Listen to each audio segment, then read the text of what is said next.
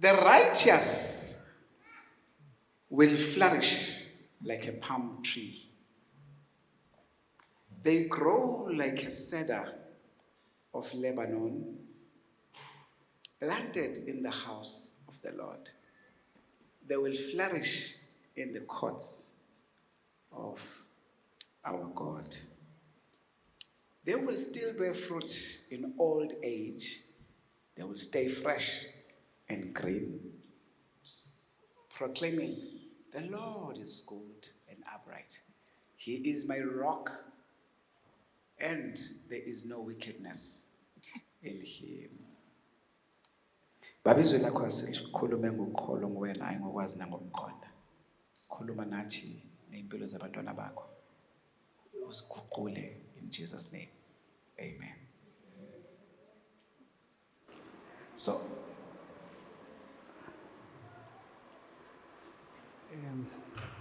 Mancinza siyabingelela. Now,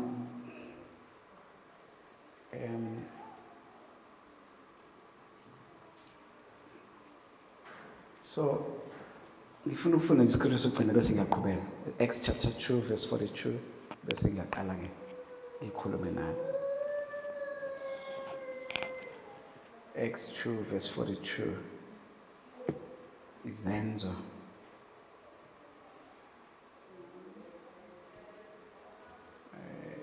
They devoted themselves to the teachings of the apostles, to fellowship, to breaking of bread, and to prayer. So 4. Number 1, they devoted themselves to teachings. Shout and say teachings. So bafundiswa. Number 2, they devoted themselves to fellowship. Shout and say fellowship. Number 3, they devoted themselves to breaking bread. Shout and say breaking bread. And number 4, prayer. Shout and say prayer. So they devoted themselves. This is the first church that devoted themselves to these 4 things. So, HOC ibizwa nge-House of Christ. Yazi sasaziwa nge-HOC, it was deliberate ukuthi saziwe nge-HOC for branding purposes. But igama lakhona, it's House of Christ. Okay. Sunday school teacher, next time please, mabantwana bezomove, abamove before ngiqale intshumayelo. Siyangiphazamisa. Asibashayele izandla abantwana esibehamba.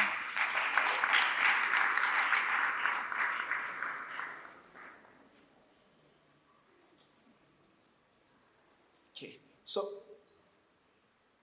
the name is House of Christ. Shout and say House of Christ. Family Church. We are a family church. We celebrate together, bazalwane. Makhona ophumelele. Khona kade begraduate, sesilinde nje the last group. I think igroup yokugcina iba ngo-August, September. Then bonke kade begraduate this year, sizobenzela party as we usually do, to celebrate with them. So we celebrate okuhle together. Likewise, we also mourn together. Sikhala ndawonye. Makhona ogulayo siyamhambela siyasibhedlela. Angibazana senza njalo. Masizwele ukuthi umakhelwane useduze kwakho siyahamba sihambisa umkhuleko sihambe siyasibhedlela. We celebrate together. We also sikhalisana ndawonye. Why? Ngoba siwumndeni. Shout and say siwumndeni, we are family. If umndeni wenza njalo, uma kukhona okuhle celebrate ndawonye, uma kukhona okubi sikhala ndawonye. Angithi bazalwane? Because siwumndeni. Now, so this is a place la uNkulunkulu ekubeke khona. God has brought you here. Like mamndlela uyibeke kahle, awuzanga la because ubona ibuilding enhle. Awuzanga la because you just God ufake a need yokuthi uze HOC. Awuzelanga wena. Wena ucabanga ukuthi uze ngoba wabona worship team icula kahle. Mhlambe wabona a clip yesemoni one of us on YouTube. No, uNkulunkulu wenze lokho kwaba isizathu kodwa the Holy Spirit put it in you, inside of you, ukuthi ube se-HOC. You are here because you are planted here. Nikhona bazalwane.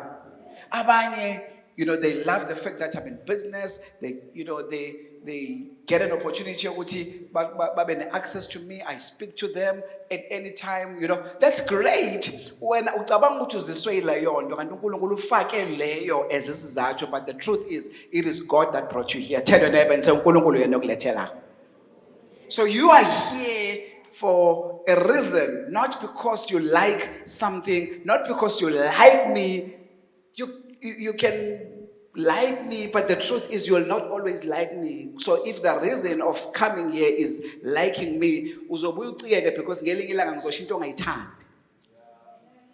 Nikhona bazalwane. In fact, you should not even be looking at me, because as a man, I am not perfect. There is only one man engimaziyo wahlala emhlabeni waba perfect, was wahamba at the age of 33, and his name is Jesus. There is no other man who has ever lived in all the years of humanity since abantu babakhona emhlabeni, from Adam up until today. This morning, not even one person who has ever lived or perfect. So now, the truth is, sila sonke nje, size sonke si imperfect. Sisonke la asikho perfect. I will shy for and say, I am not perfect. Christ is perfect. uKristu phila kuwena mawusindisiwe umntwana kaNkulunkulu yena o perfect. Nikhona bazalwane? Now, so ngifuna ukuchaza leyo nto because now, so you are here because God brought you here. I want that to be clear. Uzela not only as a visitor, ngikhuluma ngama visitors kuphela, ngikhuluma ngawo wonke umuntu, even umuntu ona so many years, like 20 years, it doesn't matter. God brought you here. God brought you here. So you belong here. So if you so ngifuna namhlanje ukuzocacisa le nto bazalwane. There is ungahlala ube an attendee of HOC or a person who belongs at HOC. That's my sermon namhlanje. Who are you? Are you an attendee or you belong here? So namhlanje ngizocacisa, ngifuna ukuzoclarify umehluko phakathi komuntu oyi-attendee. Ukugcwalisa form does not make you. It makes you a member who is an attendee. So they are members. So ungathi ukhambula kanqosha, ukhambula is saying you can be a member but a attendee, but there is a member who belongs here. Who are you when? Do you belong here? Uyazi umbona ngalo umuntu who belongs esontweni. Umuntu who belongs esontweni uthi noma enyathelwe umama uZondi amnyathele. Athi wazwani le mama kathi igqoke ingubo egreen akamazi nokumazi. Unginyathele kabuhlungu and akashongo nokuthi sorry and akabonanga shame mamZondi. Umnyathele ngephutha. Akabonanga. If you belong here and you know that God brought you here, uzothi na next week ngila. Kodwa if you are an attendee izothi laphaya nginyatheliwe. The spirit of offense see rise again above the fact that you belong here, the fact that ulethwe uNkulunkulu la. Nikhona bazalwane. So yabona if you are an attendee, you get offended by a whole lot of things. Namhlanje i-project ayikho bengemnandi esontweni. Namhlanje i-drum bell ngadlala osibonela. Namhlanje uSibanibani bengekho akaculanga kahle namhlanje because awulona ilunga ashiyo ubulunga. It's not even about membership. You don't belong here. A person who belongs ekhaya amanyala sekhaya uyafuna ukwafixa, and alikho ikhaya lingenawo amanyala khona. Alikho ikhaya elingenawo ama-weaknesses akhona. Alikho ikhaya elingenako ukuxokozela kwakhona. Alikho ikhaya elingenazo inkinga zakhona. Kodwa uma ubelonga here, uzohamba uye kumama uZondi and say, Mama Zondi, kunento engingayithandanga, angazi sizoyisotha kanjani. Uma ufica etoilet kukhona ongalishayanga itoilet. Nikhona bazalwane? Awuzuba offended because you belong here. Wenza njani ekhaya? Mafika izitsha zingageziwe. Nikhona bazalwane? And ufike ngo-9 ebusuku usebelele la ekhaya. Ufike uthi ufike uvusa abantwana and say, vukani ngo-11 ebusuku nigeza izitsha. No, uyazigeza izitsha ngoba what's the implications of ukuthi izitsha mazilalela ekuseni sovuka kugcwele intuthwane. Kuqala ngezitsha ezingcolile bese bayenza intuthwane. Ukhona uzwa into engisho bazalwane ekuseni. Namhlanje ngizokwakha ibandla. There are sermons that you preach that inspire you, but also it will be wrong for us to continuously inspire you. Singanaki sinifake emgqeni ukuze niyeke ukuba ama-attendees libe the people that belong here. So i-attendance, umuntu oyi-attendee uyabuza ukuthi how can I benefit? Kodwa umuntu who belongs here uzothi yini siyakhayo la ekhaya, and how can I become part of building that? Le nto engikhuluma ngayo ayidingi imali, idinga i-commitment. In other words, umuntu yabona umama Ndlela uyibambe emoyeni le nto ukuthi ngizokhuluma ngayo namhlanje. Nimzwile bazalwane? Ezethi uthi Dlamini njengoba nilana nje uphetheni. In other words, it's not about imali. It's about how can I become part of this beautiful family, so that when I become part of this beautiful family, how can I contribute?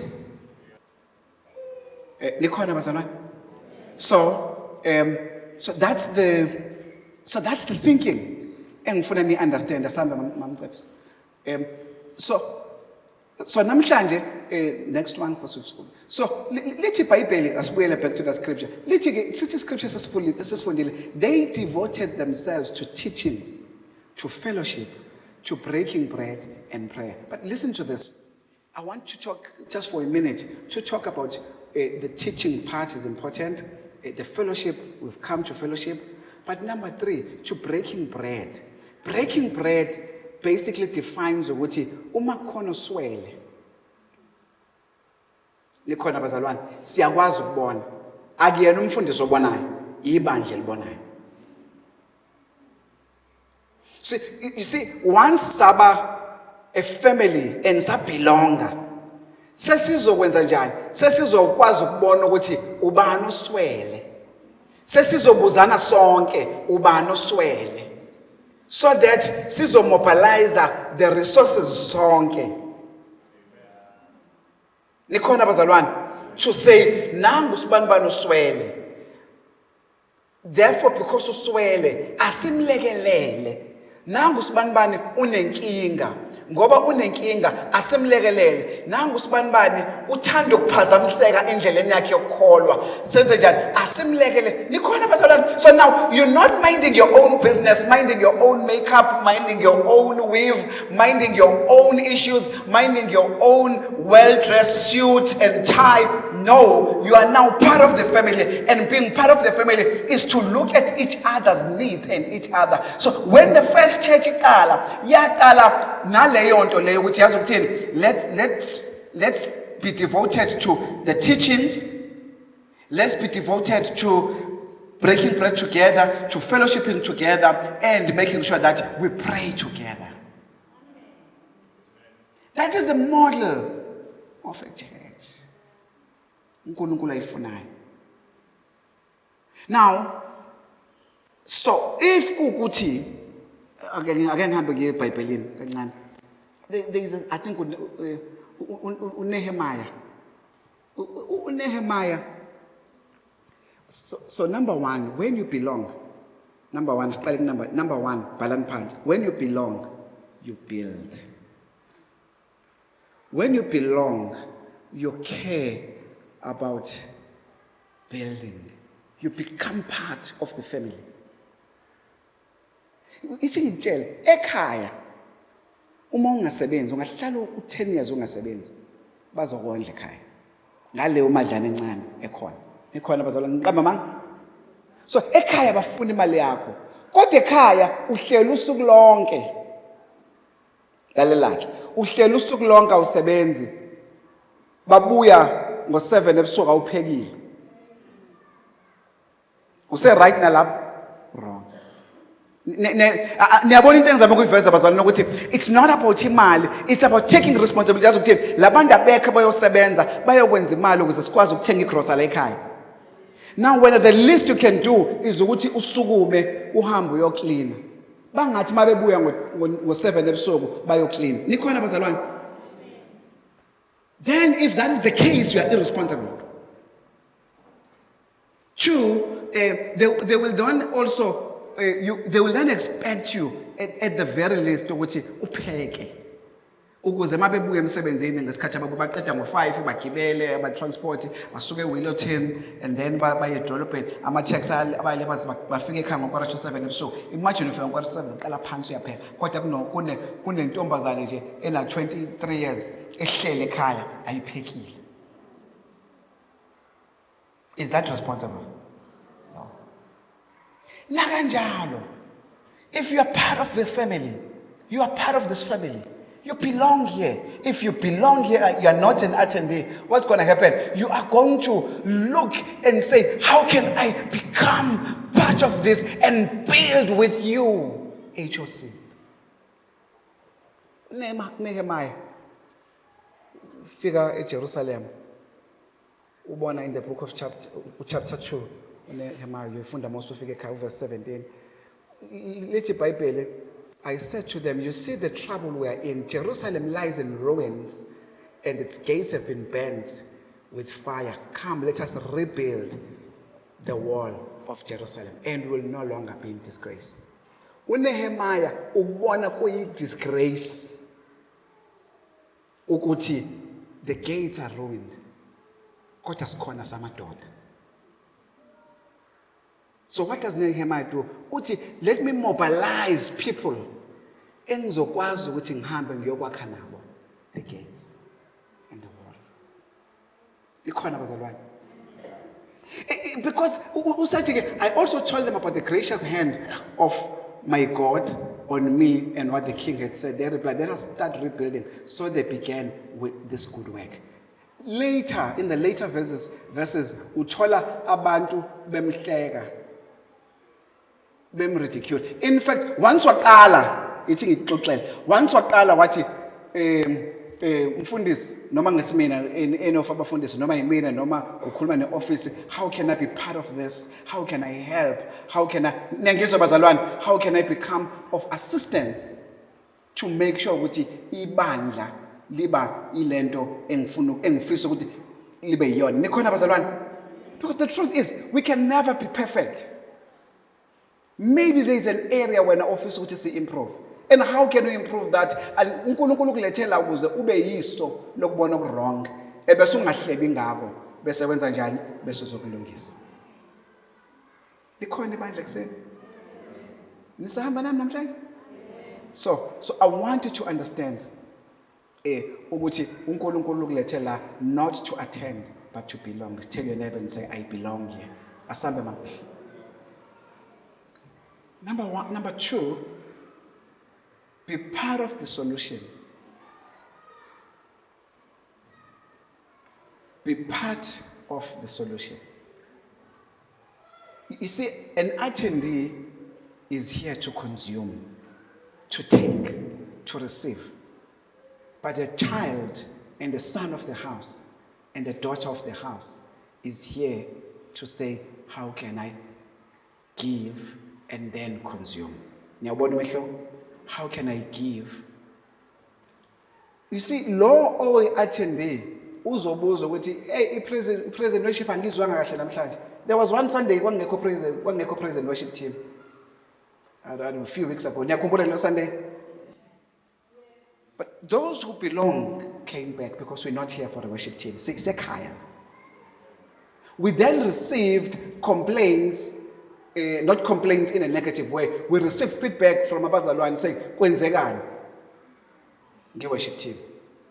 That's a good thing. The following week, they are here because they are saying, "Asizele worship team kusekhaya." So, it's not every sermon is going to inspire you. Enye izokuqondisa njengaleya namhlanje. Enye izoku-offenda. It's okay. It's part of the growth and the development yakho. We're not here ukuzokukitaza. We're here to build a character in you of a disciple of Jesus. So it's not, angisiyabingelela nabazalwane do and then odwayele ukubingelela ngakubingelela ngaleyo Sunday you get offended. Abantu ba-offend ubala. The spirit of offense is big.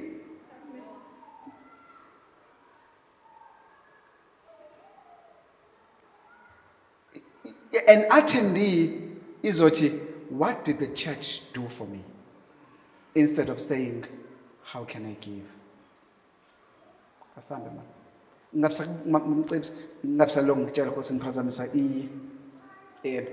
But a belonging believer, iba a part of the solution. So as a belonging believer, it's where can I serve? Ask your neighbor and say, where can you serve? Where can you serve? Who can I encourage? What can I contribute? What can I contribute? Who can I invite? What problem can I solve? And how can I advance what God is doing at HOC? The church, ibandla bazalwane, liba stronger if we are able to answer those questions. And ngicela back to those questions. Again, number one, where can I serve? Where can I serve? Oh, vele niwashuthe nawo lapha at the back. I'm not project. So I should tell. I'm not projector pen. So I should tell Nankai. Just take a picture of them. Take your time. It's okay. I'm not project. It's a project I am. In fact, I'm having a charge. One run for 70 project I am at the back. Screen sound. So these are the questions that I want you, each and every person. Where can I serve? Who can I encourage? What can I contribute? Who can I invite? What problem can I solve at HOC? And how can I advance what God is doing like Kai? A person who belongs will answer those questions.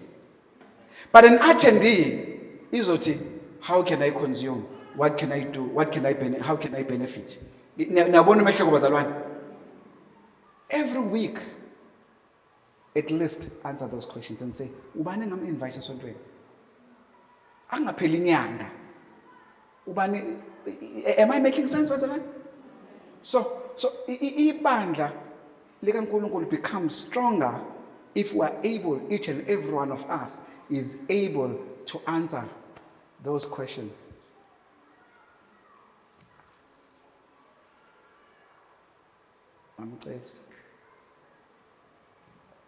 So you've got to confirm in your heart that this is my spiritual family. And if you confirm in your heart, then begin to answer those questions. Number 3, uthi Psalm 92. Uthi labo uthi ngimfunda. Nisekhona bazalwane? The righteous will flourish like a palm tree. How many of you want to flourish like a palm tree? Nikhona bazalwane? Now, and they will grow like a cedar, njengemsedari yaseLebanon, planted in the house of the Lord. In other words, you've got to be planted here, rooted here. Yabona umuntu oplanted umuntu oseze wamila. Konje ibizwa ngani lento? Ama roots, impande nale gama ufuna ukushaya isiZulu, impande. So umuntu osezwamila impande zasabalala. If you are planted here, if you belong here, you are planted here, and being planted here, ulithi izwi kaNkulunkulu, you will flourish. Because in this house, each and every house, each and every church, inomoya wakhona bazalwane. Ngicela ukuphinda. Ibandla nebandla uNkulunkulu ulinikeza igrace. Here we are graced ngemali. We are graced in business. We are graced in getting supernatural promotions. We are graced in ngemsebenzi. We are graced, like literally, akufuneka bekhona ongasebenzi la ekhaya. Ngendlela makuqala unyaka esikhuluma ngayo ngezinto ngama-issues omsebenzi and positioning yourself. We always have internships there. I think we've got internships. Kwabafundi ama-TVET colleges, kwabafundi ama-universities or technicals, noma ufunda phi, akekho ohlala engasebenzi. Sinomusa, uNkulunkulu senzele lo musa. Niyayizwa into engisho bazalwane. So, lithi-ke izwi, for you to flourish and uhambe ngalo moya wala ekhaya, you've got to be planted here. Because you are able, I was talking to a colleague yami, ngithi mina, yazi, I'm spending quite a lot of time at Goli these days. To a point ukuthi even X5 le yami isihlale eGoli ihambe nje by end of April. So the past 3 months isiseGoli. Ngoba waste imali lo ngihayarishe imoto. So now kithi mina kuyena, yazi, sometimes I'll have 3 meetings only per day at Goli, which is not normal ngoba you usually have like 7 or 8. So ngithi kule colleague yami, kodwa uma ngiseGoli ngisebenza kakhulu than mangiseThekwini. You know why? Umoya waseGoli ungenza ngisebe. Umoya hayi ukuthi ukhona izwe into engisho. So umoya wendawo nala ekhaya kunomoya wendawo. So which makes us to flourish, but ngiyacela, be planted here. I'll give yourself give your neighbor a high five and say, be planted here. So let's take izwi. When you are planted here, you will flourish. But lalela, inkinga zethu ikakhulukazi thina ke, both men and female, sifike si-offendwe into encane, sesiyahamba siyobheka kwelinye ibandla. Kodwa uNkulunkulu usafuna ube la, ukunikeze 10 years ukuthi ube la, uhambe uphinde usuke la uhambe kwelinye, usuke la uhambe kwelinye, uphinde usuke la uhambe kwelinye, ungakutholi ukuphumula. Yazi inkinga yini? Ingoba uphumela uNkulunkulu ekubizele khona. Ususwa yini? Ususwa i-offense. U-offend ubani? Ngisho nomfundisi uma ishumayela aka-offendi wena, ukhuluma izwi likaNkulunkulu. I have no right to say anything to you or any of us as esishumayelayo ezokwenza ukuthi, in fact you have no reason when ukuthi u-offendwe into esikhuluma ngasela. Ngicela ukuphinda bazalwane, you have no reason to be offended by izinto esisikhuluma la. Masikhuluma la sisuke sakha wena, sakha umphefumulo wakho. So abantu ke nje, one correction usiyahamba, one sermon abangayithandi usiyahamba, umuntu akambingelelanga usiyahamba, kunento eshintshayo nikhona bazalwane. i-data project ayikho, i-worship team ibibhimba namhlanje, uzele i-worship team noma uzele umphefumulo wakho yena. Nikhona? Ama-ushers, they didn't greet me. Hey, iba yi-usher phela wena, ukhona uzobafundisa ufuna abagreethe kanjani. I'm not sure you're a better greeter, so go and be a greeter. Nikhona bazalwane? So namhlanje ngifuna ukuzolungisa, ngifuna ukuzokwakha. Ngifuna sakheke, si-realize ukuthi you know, umuntu oplanted here, umuntu obelongayo here, umuntu ohleli here, uthini? Uthi, I'm not here because yonke into right. Ukhona yena ongekho perfect. Si kahle kahle sonke asikho perfect la. Kahle sisesibhedlela sonke la. Sisesibhedlela. Abanye banama stresses asemsebenzini, stresses ebhizinisi, stresses zokungasebenzi, i-stress esekhaya, i-stress somshado. And mangakubingelelanga umuntu uthila nenkinga zakhe kahle bo wena wazwafuna ukunakwa kangaka. Nikhona abazalwane? Namhlanje akakubingelelanga uma Mphume because now uneyinkinga zakhe. She's going through her issues. Uma Mzondi ujwayele ukungahaga namhlanje akangahaga ungidinelwe. No, na udile nama issues zakhe. Nikhona abazalwane? Accept laba abakubingelelile eceleni because we have a culture of uthando nokubingelelana.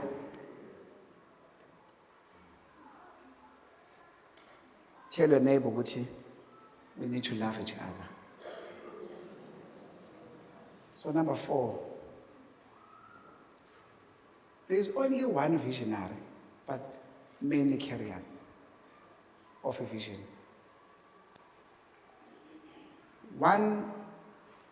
So you can't have one person carrying everything. uNkulunkulu usebenzisa wonke umuntu okhona la to carry the vision, to have that burden. I just don't want you to expect uma khona into wrong bese nibheka mina. Umfundisi wrong. It's wrong. Uthi uNkulunkulu kuMoses asambe ke singaqeda. Uthi uNkulunkulu kuMoses, Moses akha itabernacle. So usethi uMoses hayi but uNkulunkulu usembizela abantu. Usenikeza abantu abathize some skills ukuze bakwazi ukuthi balekelele uMoses. Nikhona abazalwane? So I want you to understand ukuthi wonke umuntu olethwe la une assignment uNkulunkulu amlethela yona la. And that assignment is not to receive only, but it's also to give and build and be part of this family. Wonke umuntu khona la unikezwe a specific assignment, and uNkulunkulu ukubizele ukuthi ube la, ube planted here, ukuthi ubelong here, so that you can play a role. Give the other neighbor a high five, the other one, and say, be part of the solution.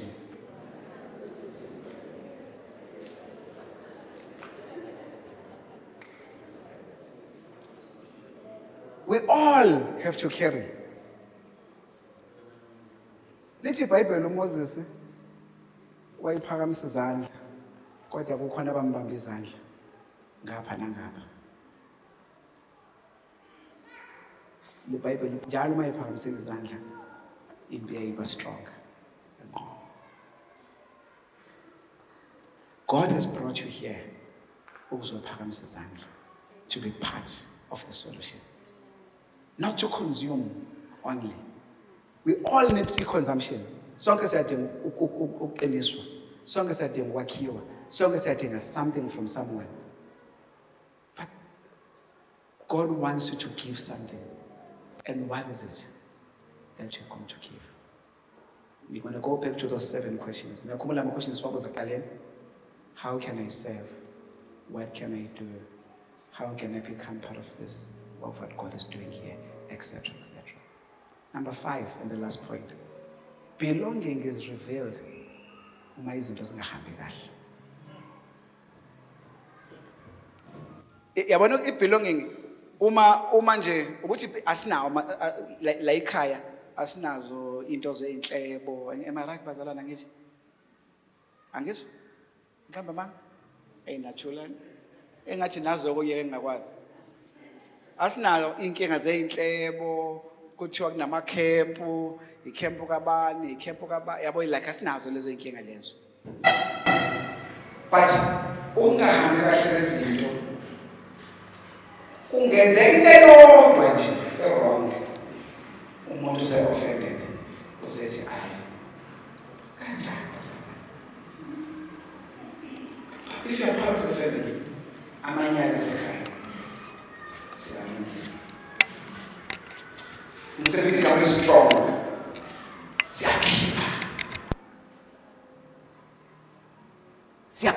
siyaphipha ngoba siyabona ukuthi inja iphambi komnyango kunento eyishiyile. Makufika ama-visitor la ukhona izwa into engishoyo, funa senze njani? Funeka uyijampe bese ucela abanye bazosola. Funa senze njani? Funa siphiphe. So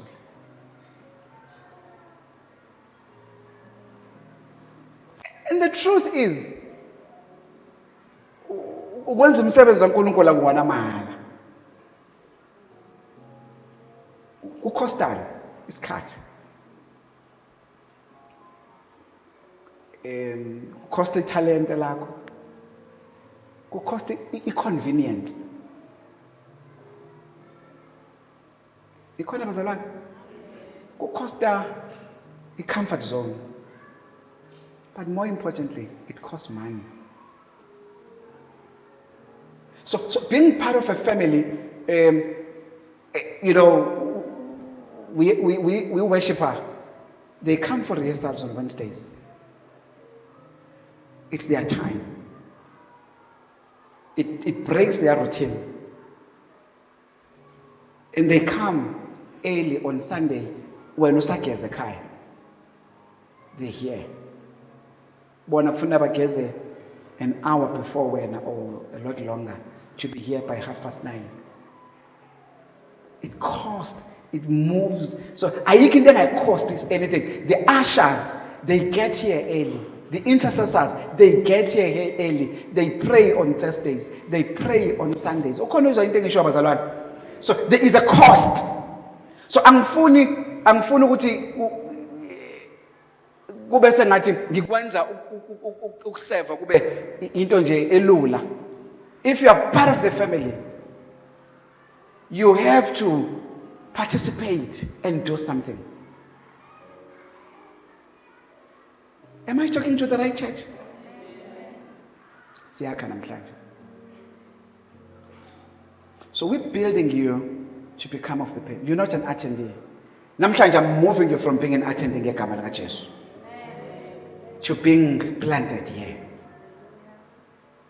I'm moving you from being an attendee to belonging here. And belonging, sesichazile ukuthi ichaza ukuthini. Uyabonakala umuntu obelongayo. Umuntu obelongayo uyabuza ukuthi hey kwenzekani data project? Anginayo imali, nawu 50 rand nogcwalisa. Makuphela inyanga mhlawumbe ngizokwazi ukuthola 200 rand. A person who belongs here ongenamali will say, can I come and clean esontweni ngoba ngibona kungcolile. A person who belongs here, can you see it's not about your money? A person who belongs here will say, how can I be part of this? How can I serve? What can I do to make HOC a better place? Yini eshodayo? Anginayo imali, kodwa ngicela ukunikezwa ngoqobo lwami. A person who belongs here wants to play a role. Ayikho into embi njengokuthi uyasebenza ekhaya, uyasebenza emsebenzini. Kodwa nje awenzi lutho. Ihlazo. Uyasebenza kodwa umsebenzi yakho ekhaya, they cannot feel it. They can't feel ukuthi uyasebenza. Or awusebenzi uhlele ekhaya Kodwa nje uma umfana uhlula ngisho nakwenza ingadi, uma uyintombazane uhlula ngisho nakupheka. Even umfana uyakwazi ukupheka. Uhlula ngisho nakudiliza ama-curtains uwawashe or nikhona nayizinto engisho the only thing nje udemand ukudla. From abantu who have gone to work and buy your groceries when uhlula ngisho nakwenza okuncane. So namhlanje I hope I've been able to move you from being an attendee to being planted here. Whether signing a form yala ekhaya, ukusindiswa la ekhaya, does not make you to be planted. It makes you to be a member. Ukuthi usayine form. It makes you to be a member. Ukuthi wenze all the classes are relevant. It makes you to be a member. Ukuthi wasindiswa la ekhaya. That's okay. Sizama ukuhlukanisa kama members are planted nama members who are attenders. I hope you are planted here. I hope you are planted here. I hope you are planted here. Because being planted here, you will flourish. When I pray every single day, sengizoshintsha umkhuleko wami manje. Ngisezokhulekela wonke ama-members. Ngizothi Nkosi ngikhulekela all those that are planted here. Shintsha umkhuleko manje. Because bengithi khulekela ama-members ngithi Nkosi babusise kube njani kube njani. Sengizothi nje Nkosi ake sikhulekele ngikhulekela laba aba-planted here as a priority. And those that are planted here, bazobonakala. From next week, ngizoqala nishintshe nibuze, how can I be of use? Yini engayenza